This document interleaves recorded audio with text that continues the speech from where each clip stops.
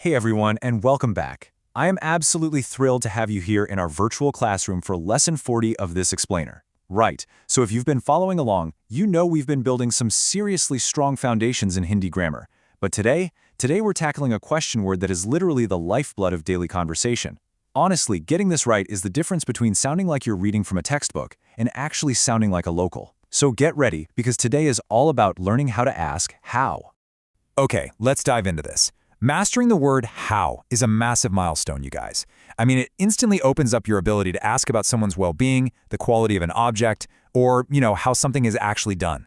Our goal by the end of this explainer is to make sure you know exactly which form of this word to use in literally any situation, without even having to think twice.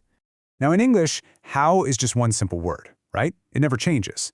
But Hindi is a wonderfully descriptive language, and it plays by some very specific grammar rules when it comes to gender and quantity.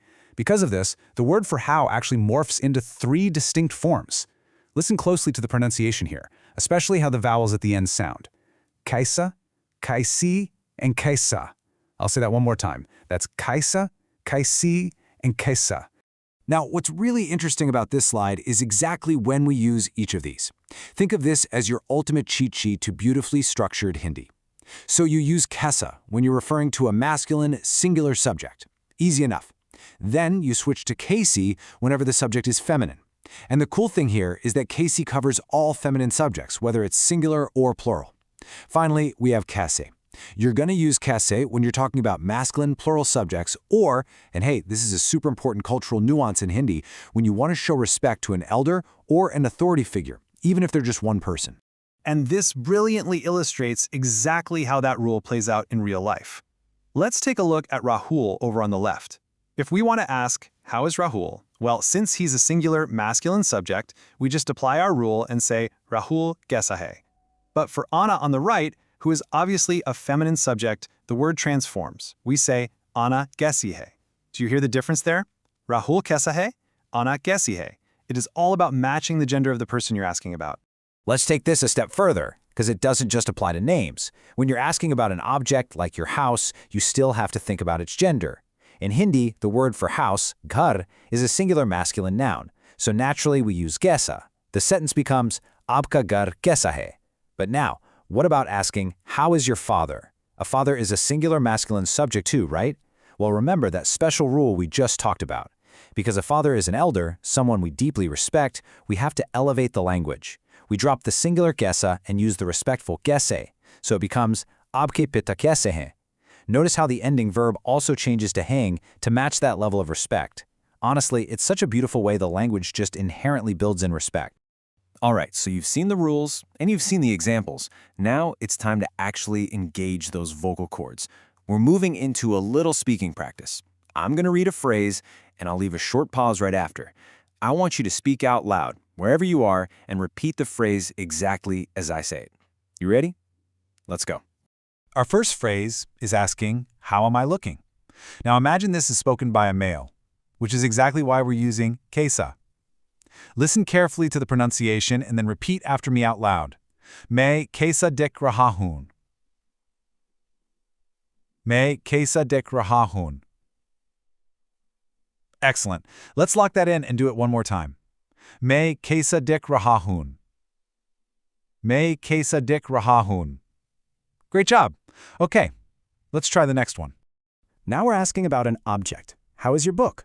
In Hindi, the word for book, kitab, is feminine. So you want to make sure to clearly enunciate that feminine kaisi when you say this. Repeat after me. Aapki kitab kaisi hai?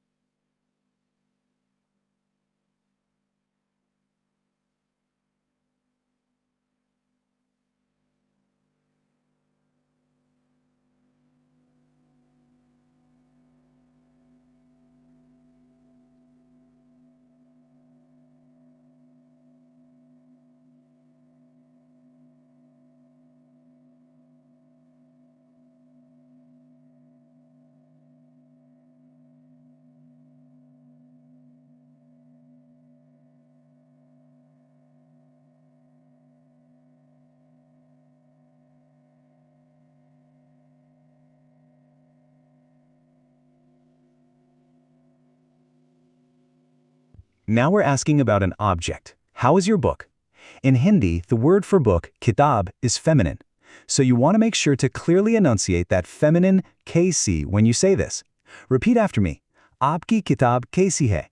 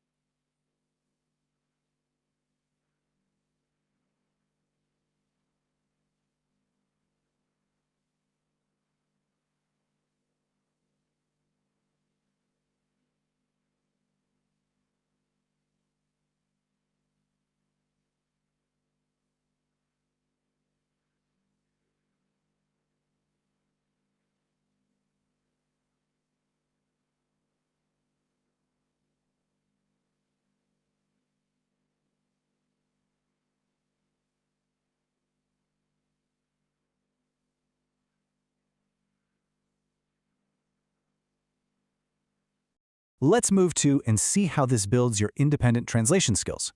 Now it's your turn to solve one on your own. How do you say, "How are these trees" in Hindi? Think about the word for trees, which is ped, and remember that trees in this specific context are plural and masculine. So, which form of how are you going to use? I'll give you a few seconds to guess the full sentence. Think you've got it? Let's check the answer. And the correct answer is, ye ped kaise hain? Listen, if you got that right, give yourself a massive pat on the back. Because trees, or pe, are a plural masculine noun here, we absolutely have to use the plural form kaise. See how it all links perfectly back to that core rule table we looked at earlier? So, the crucial point is to burn this recap right into your memory. You use kaisa for masculine singular subjects. You use kaise for all feminine subjects. And you use kaise for masculine plural subjects, or whenever you need to show respect to a singular subject, like an elder or a teacher. If you can just remember these 3 distinct forms, I promise you will never struggle to ask how in Hindi again. Before we go, here's a final question for you to ponder. If you had the chance to ask the Prime Minister of India how he's doing, which of these 3 forms would you use to ensure you don't accidentally insult him? Let me know your answer. Subscribe for more and follow me on Instagram, link in the description. And if you want to learn Hindi one-on-one with me, message me on Instagram or email me.